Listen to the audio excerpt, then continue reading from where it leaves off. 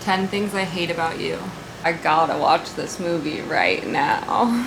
I'm having a day, clearly. Okay, vlog, welcome back. I've had such a chill day. That's been really nice. I had so much fun last night. It was probably one of the better nights I've had in a really long time. It was so much fun. Perfect night, really good crew. Had a really nice conversation that lasted hours, and then we all went dancing, and I just have not danced that hard in so long. It was so fun, and it really is bringing joy back to my life. And really thinking about recycling back to last video. I know when to go out, I know when to stay in. I feel like something I've really been working on is, showing up presently in whatever I'm doing. I think I've spent a long time, sometimes I choose to stay in, but I'm not really there full-heartedly enjoying myself staying in, or I go out and I'm not really enjoying myself out, or these times that I am not full yesing situations. And this weekend was such a good example of really feeling like I wanted to stay in on Friday and not see anyone and just have a really nice night to myself, and I felt like I was just really enjoyed it.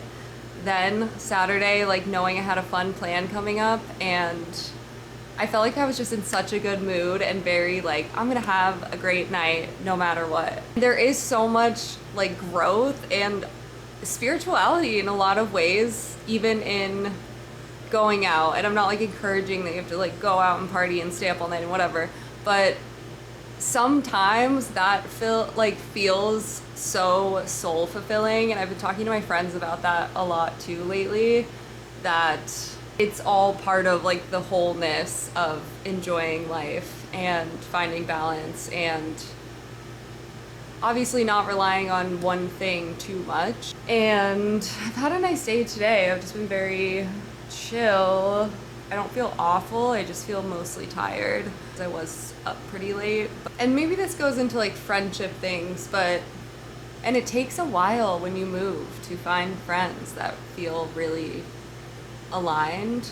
And relationships and friendships are just always changing and fluctuating. And I think right now soaking in new people that have come into my life that I really appreciate, and meeting even more people who just really feel good to be around. Also, something crazy is that I had written in my journal yesterday before I left, just to kind of center before I was leaving.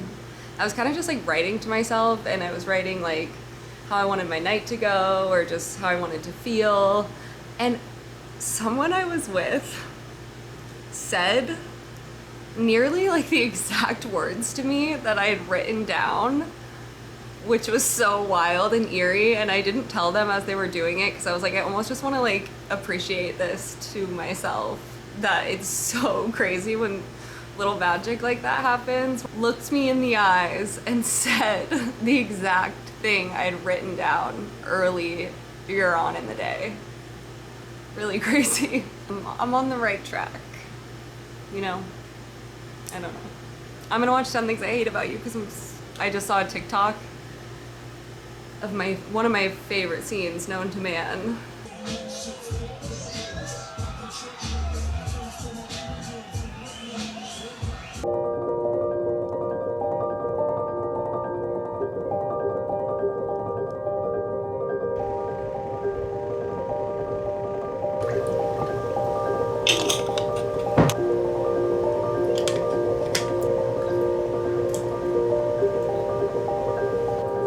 What if I cleaned this mirror?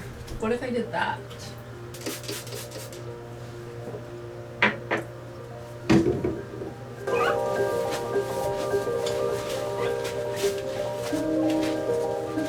What if I did the outside too? So much of this series has been about garnering my intention and also attention.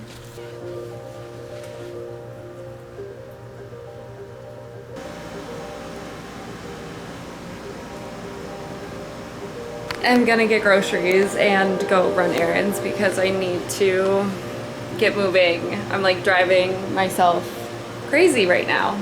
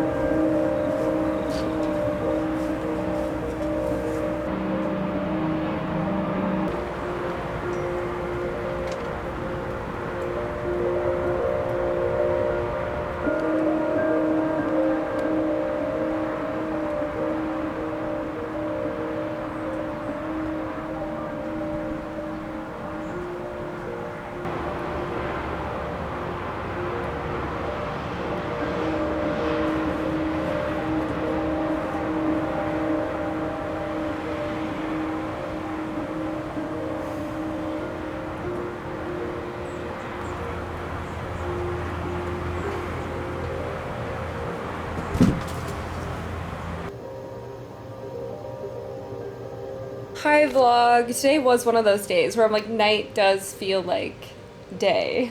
A way better vibe right now. Now that the sun goes down, I'm like, oh, my vibe just lifted 100.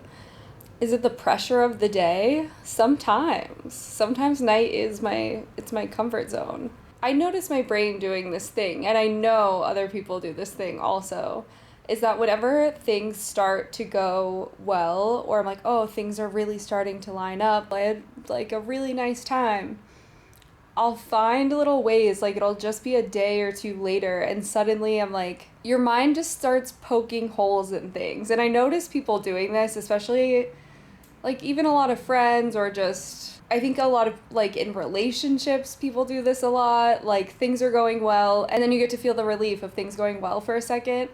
And then brain goes to all these like self-sabotage modes of like, but what about this? And like, well, now this thing's not going well, so what are you gonna do about that? And like the just rat race of trying to find problems begins. And I feel like I was really in that mode today. Something I'm really grateful for is the process I've been on for a long time, which is now noticing these things as they're happening, which I do feel extremely grateful for. It makes like all of the work worth it to be able to realize these patterns as they're happening, or even just sooner, or recognize like what is coming up as it's coming up is really helpful.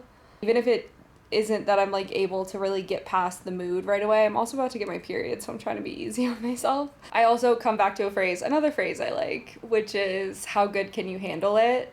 It really messes with your brain where you're like, oh yeah, I do have a problem with things being good, which we don't think we think we want things to be good. And I like that phrase because it almost feels like it neutralizes the feelings. Like it shines light on the ways that we almost prefer things to be bad or more comfortable, and obviously our brains are wired for comfort over our conscious like wishes a lot of the time. Going back to like, how good can you handle it? As soon as I say that, I'm like, oh yeah, I am kind of finding ways to block out the good because I'm actually uncomfortable with things just being good. And yeah, I'm like, it is a like wiring for survival to pick up threats and try to understand the perceived threats before they're actually real, or if they're there at all. I don't even know. That is like one of the many sick cosmic jokes, you know. There's a blue moon tonight, which I'm excited to go look at. I can't even find it in the sky, so I might go walk around and see if I can see it for a sec. But I hope you're all doing well, and I'll see you so soon in the next one. Illy.